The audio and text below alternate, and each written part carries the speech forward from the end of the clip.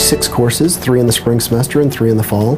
The courses are measurements and instrumentation, the robot design course. I teach heat transfer, thermodynamics 2, and my favorite, the capstone design course, where we work with industry partners and pair student teams of groups of 4 and 5 to tackle those problems for the Oklahoma-based companies.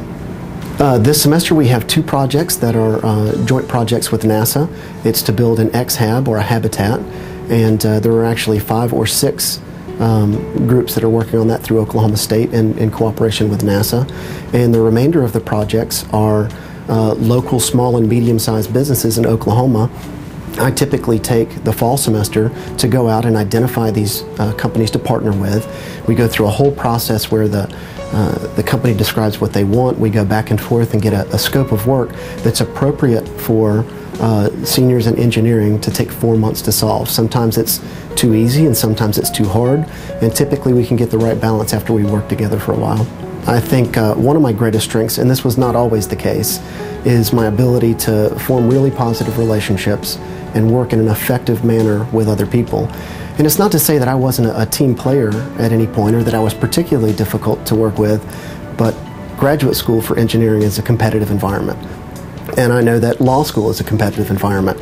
And I think that a lot of young professionals come out of these competitive environments talked into the idea that for them to succeed, that someone else has to fail, or that someone else has to do at least not as well.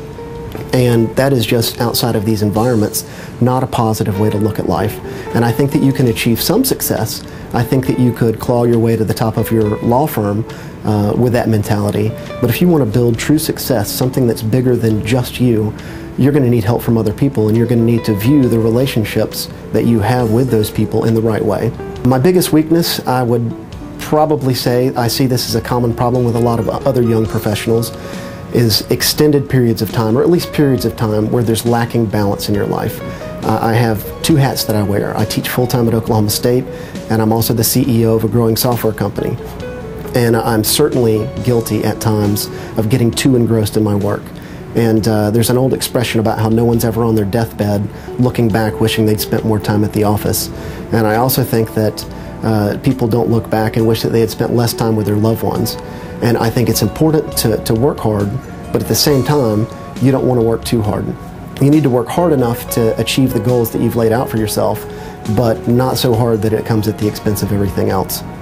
I think there was a time when I struggled with it more, when I was completely engrossed in my position at the university and with the company that I'm starting up, and I realized that you have to have balance. So I play a lot of tennis, I run, I typically do 3 or 4 races every year. I like to spend time with my wife, obviously. We cook. We'll actually go and take cooking lessons and try and get out. I do a lot of home renovation projects.